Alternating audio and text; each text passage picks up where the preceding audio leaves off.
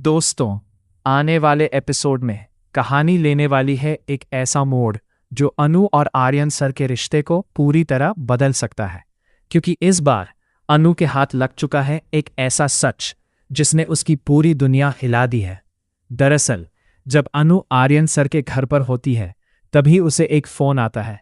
Phone पर कोई उसे कहता है, अगर राजी भाटिया का सच जानना है तो आर्यवर्धन के वार्डरोब में जाकर देखो, वहीं तुम्हें सारी सच्चाई मिल जाएगी।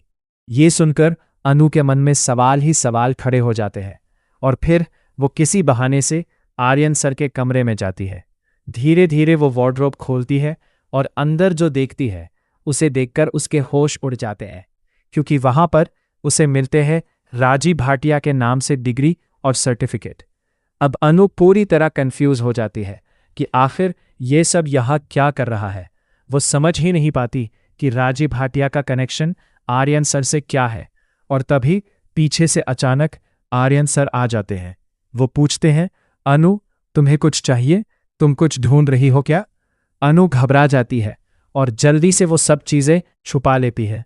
वो कहती है, नहीं, मैं बस एक फाइल ढूंढ रही थी जो मुझे मिल नहीं रही और आपके कपड़े भी ठीक कर रही थी। लेकिन आर्यन सर समझ जाते हैं कि अनु कुछ ना कुछ जरूर छुपा रही है। और सबसे बड़ी बात, अब अनु के मन में राजी भाटिया को लेकर सवाल उठ चुके हैं। यही वो पल होता है जब आर्यन सर एक बड़ा फैसला लेते हैं। वो तय कर लेते हैं कि अब वो अनु से कोई सच नहीं छुपाएंगे और फिर आने वाले एपिसोड में वो अनु को बताने वाले हैं पूरा सच।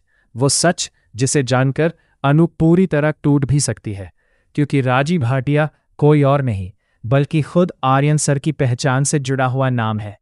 वो अनु को बताते हैं कि राजनंदिनी उनकी पत्नी थी और शादी के बाद उनका नाम राजी भाटिया रखा गया था। इतना ही नहीं, गायत्री माँ जो इस घर में है वो असल में राजनंदिनी की माँ है, यानी आर्यन सर की सास।